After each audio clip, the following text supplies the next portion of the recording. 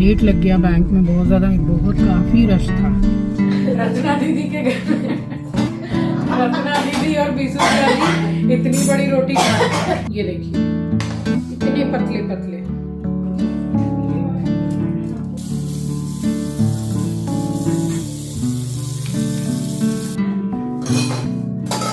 Biscuit लगाऊं क्या?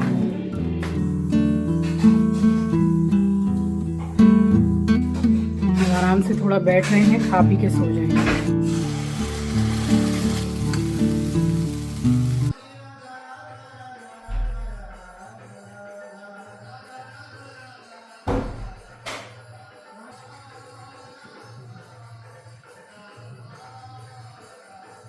सुबह से एक दो नहीं ढेर सारे काम निपटा चुकी हूँ। चलिए, सुबह का समय है। आप सभी को सुबह की राम राम जी, सुप्रभात, गुड मॉर्निंग।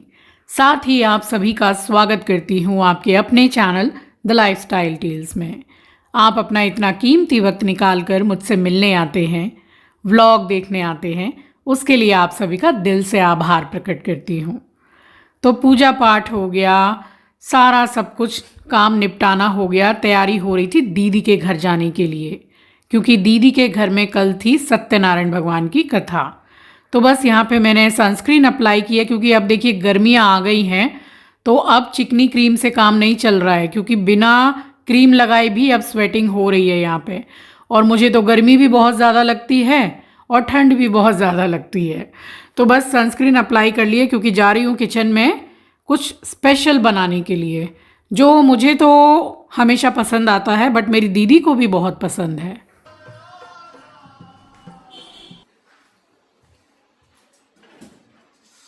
करेला बना रही हूँ, एकदम जैसे सूखे वाले जो मैं ट्रेन में सफ़र में लेके जाती हूँ, रखे हुए थे।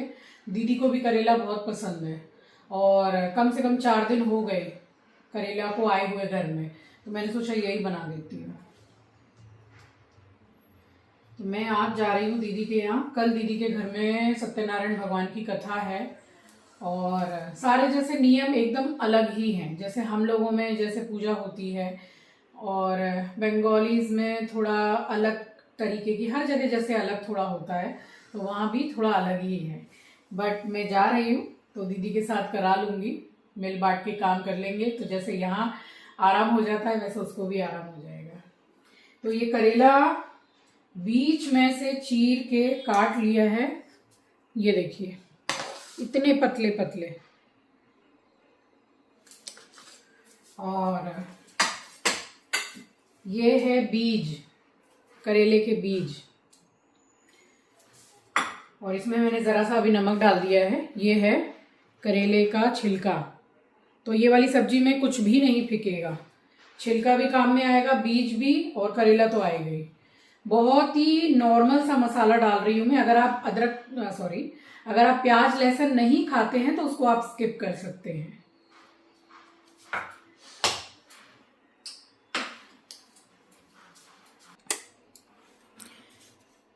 तो इसमें काफ़ी कड़वापन होता है, तो थोड़ा ज़्यादा सा नमक डाल के 15-20 मिनट ही रख दीजिए। और अगर समय है, थोड़े बड़े में मैं ट्रांसफ़र करती हूँ, और अगर समय है तो फिर आप सारी रात के लिए भी रख सकते हैं। पूरा कड़वापन निकल जाता है, हल्का हल्का रहता है, जो खाने में अच्छा लगता है।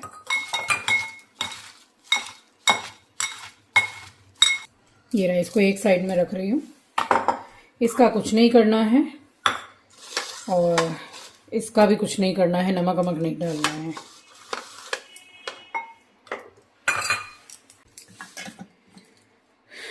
देखिए ये करके रखा हुआ है। अदरक लहसुन डालने वाली थी मैं, बट अदरक डाल रही हूँ, लहसुन नहीं डाल रही हूँ। आपको बिना प्याज लहसुन का ही इसको बना के मैं दिखा रही हूँ।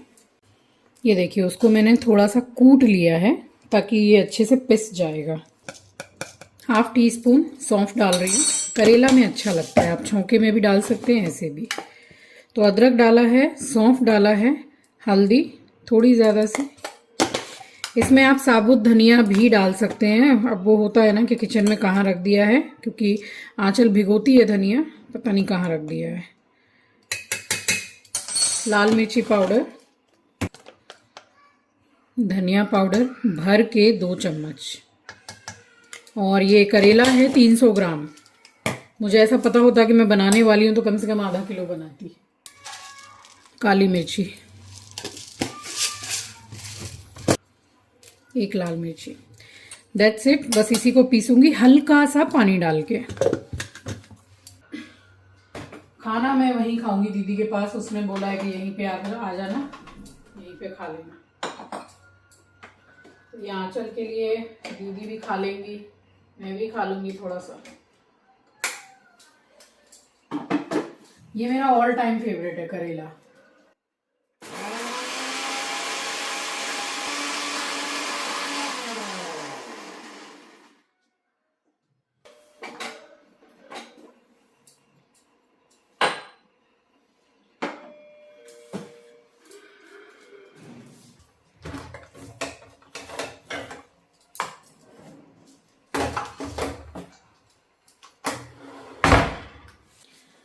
सरसों के तेल में बना रही हूँ।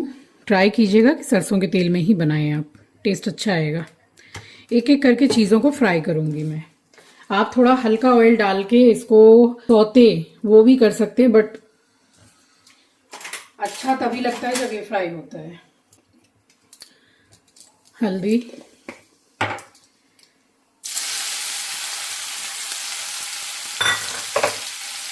बाद में जो सब्जी बनेगी उसमें भी नमक रहेगा, इसलिए हल्का हल्का नमक। बढ़िया गोल्डन ब्राउन कर लीजिए, या आपको लगे कि हाँ फ्राई हो गया है तो बस निकाल लीजिए। अच्छे से फ्राई हो गए ये। तो और ज़्यादा करूँगी तो फिर काला काला हो जाएगा, तो इसको निकाल रही हूँ।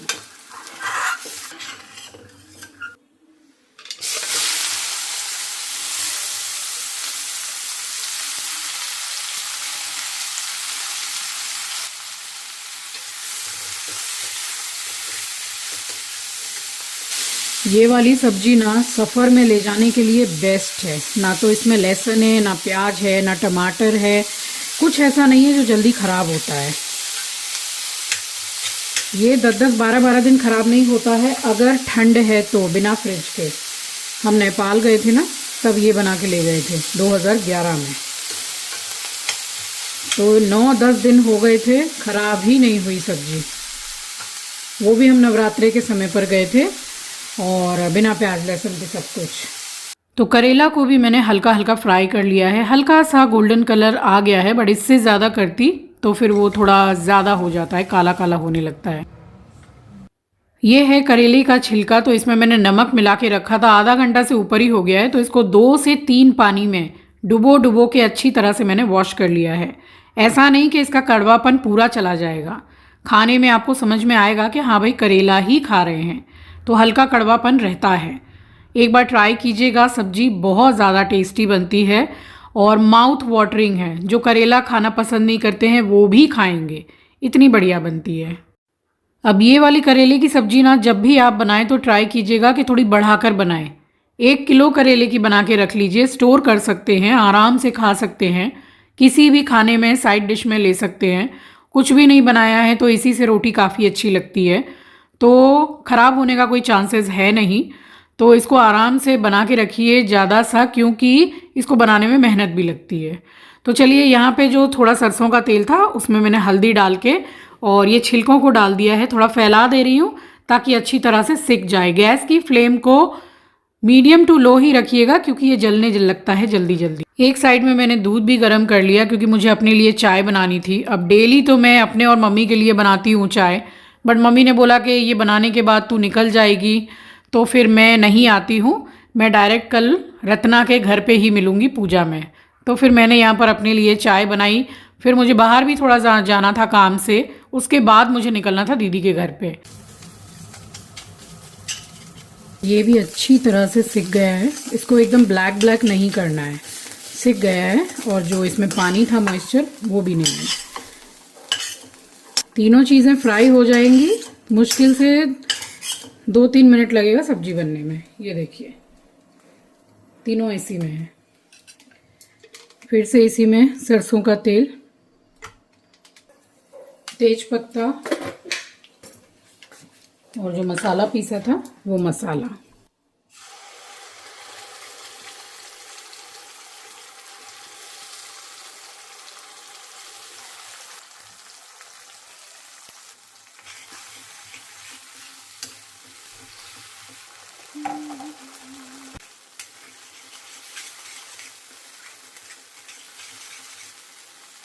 देखिए मसाला बहुत अच्छी तरह से भुन गया है, ठीक है, हल्का हल्का नीचे लग भी रहा है। अब इसमें इसको इसको रोटी के साथ आपने खा लिया, आपको मज़ा आ जाएगा। इसमें कोई धनिया पत्ता नहीं डलेगा और कुछ भी नहीं, बस आपको नमक देखना है। आप खट्टा ज़्यादा पसंद करते हैं तो अमचूर डाल लीजिए, नींबू मत डालिएगा, मैं नहीं डालूँगी। एकदम हल्का सा नमक कम है क्योंकि सभी में मैंने थोड़ा थोड़ा नमक डाला ही है। बस सब्जी बनके तैयार हो गई है। 2 मिनट इसको थोड़ा सा भूनूंगी मैं, दैट्स इट। आप मसाला कम ज़्यादा कर सकते हैं, ज़्यादा थोड़ा मसाला हल्का ज़्यादा कम कर देते हैं तो वो बिल्कुल ड्राई सा हो जाता है। ये भी ठंडा होने के बाद में हल्का ड्राई लगेगा बट इतना नहीं लगेगा। सब्जी की शक्ल देख लीजिए। इसको रोटी, पूड़ी, पराठा किसी में भी आप खाइए। ये बेस्ट लगता है मुझे बेसन की रोटी के साथ।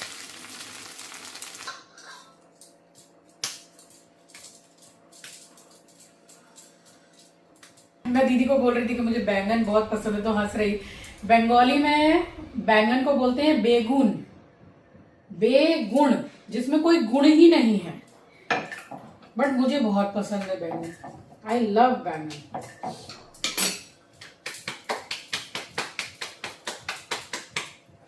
रोटी बना के भागती हूँ बैंक, फिर आके सीधा दीदी के पास।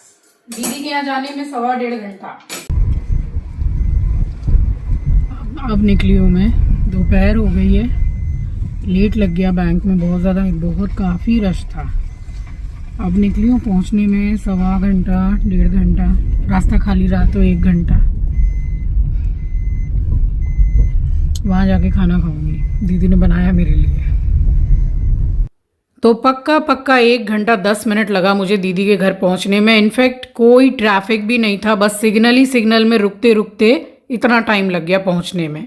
तो दीदी बस तैयारियां कर ही रही थी, सारा सामान मंगा के रख लिया था पूजा पाठ का, और उनकी जो हाउस हेल्पर है वो काम कर रही है किचन में। आपको बताऊं, दीदी की जो हाउस हेल्पर है ना, उनके बाल, ओ माय गॉड, आजकल बहुत कम देखने को मिलते हैं इतने घने और बढ़िया बाल। तो मैंने बोला भी कि आपके बाल बहुत अच्छे हैं।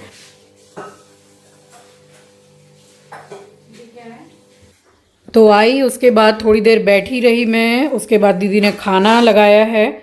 और आपको एक बात बताऊं, दीदी इतना हंस रही थी कि देख, आज तू आई है और तेरे जिया जी 5, 5:30 बजे शाम को आ गए घर पे। इतनी जल्दी आते नहीं हैं, तो मतलब इतनी मस्ती की है दीदी ने कि क्या बात है, आज रचना आई है तो तुम 5, 5:30 बजे ही आ गए घर पे, वैसे तो लेट आते हो। तो वही मैंने बोला कि मेरे जिया जी मुझसे बहुत प्यार करते हैं भाई, मैं आई हूँ तो मेरे स्वागत में जल्दी आ गए हैं। तो खाना खाने के बाद ही, कम से कम आधे घंटे के बाद ही जिया जी आ गए। तो मैंने बोला कि आज मैं दोनों को चाय बना के पिलाती हूँ अपने स्टाइल में। जब तक चाय बनाई मैं और दीदी बात करते रहे, जिया जी गए समोसा लेकर के आए, तो वही दीदी हंस रही थी कि देख, तेरे आने से तेरे जीजा के चेहरे पे चमक तो देख ले। तो ये सब कभी कभी थोड़ा एंजॉयमेंट हो जाता है जीजा साली में, है ना, क्योंकि कहाँ रोज रोज मिलना होता है।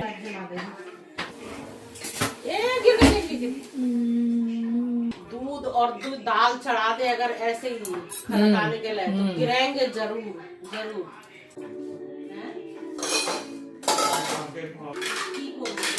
बिस्किट लगाऊं क्या? बिस्किट लगाऊं? कहाँ है बिस्किट? तू जा वहाँ पे खड़े, वो बिस्किट ये तो मेरे हैं, बाकी ऊपर में। अब नया किचन, जो सामान दीदी बोले वो मुझे मिले ही नहीं, क्योंकि ऐसा ही होता है, अपना हाथ का किचन रहता है ना, तो जो भी वो सामान बोले वो मुझे मिलता ही नहीं था।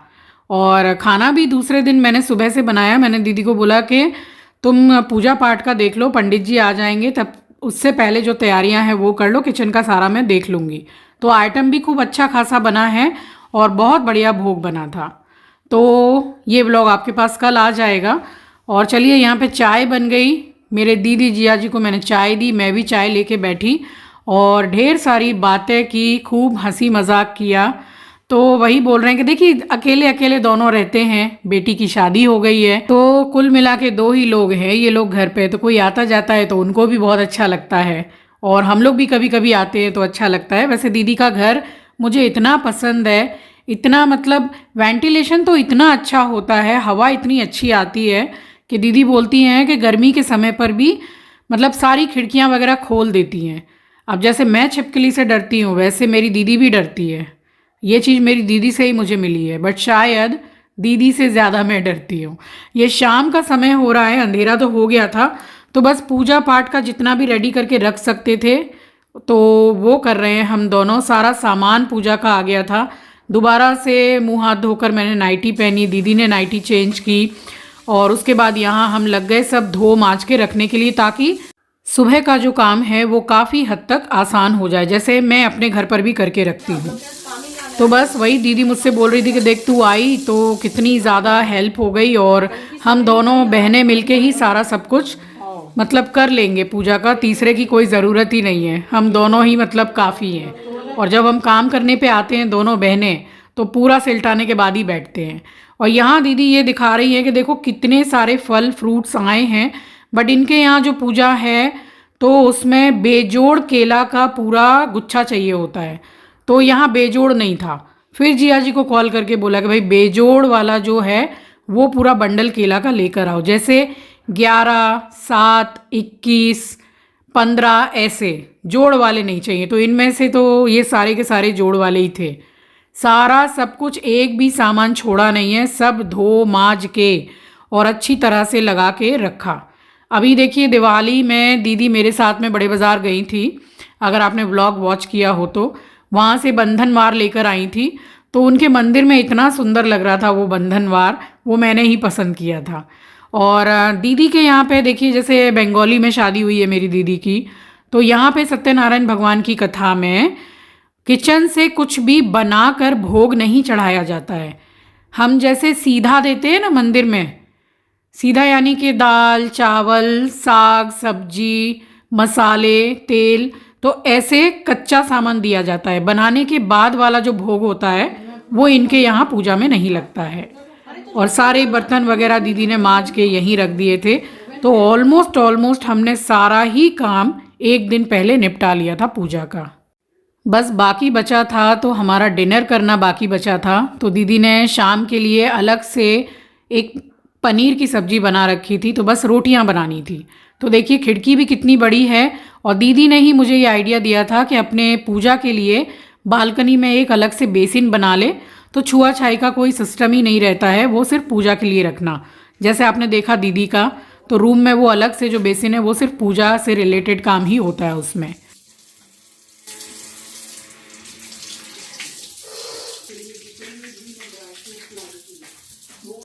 दीदी के किचन में बस एक चीज़ की मुझे कमी लगती है, वो है लाइट की कमी। काफ़ी डिम है लाइट, बट दीदी काम करती हैं तो वो बोलती है कि भाई मुझे ये इनफ लगती है।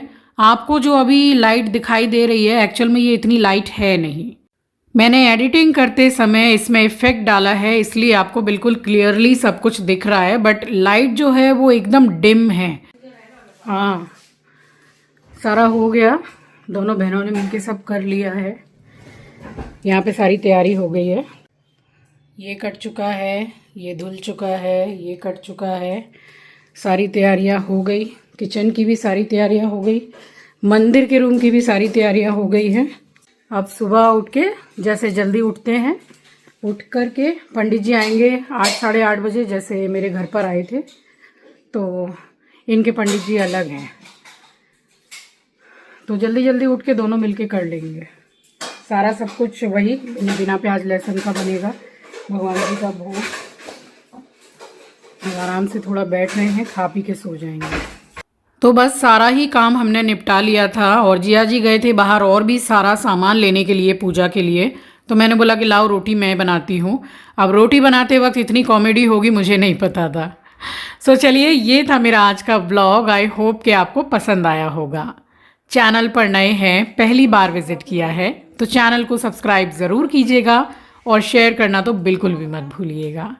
मिलूंगी आपसे नेक्स्ट ब्लॉग में, तब तक के लिए अपना ख्याल रखिए, अपनों का ख्याल रखिए। Thank you for watching guys, love you, take care, bye bye. हम लोग पहले छोटी ही खाते थे रोटी। रचना दीदी के घर में रचना दीदी और बीसू भैया जी इतनी बड़ी रोटी खाते हैं। मैं जो रोटी बना रही हूँ बोले पूरी लग रही है वो। बाप रे कितनी बड़ी रोटी है।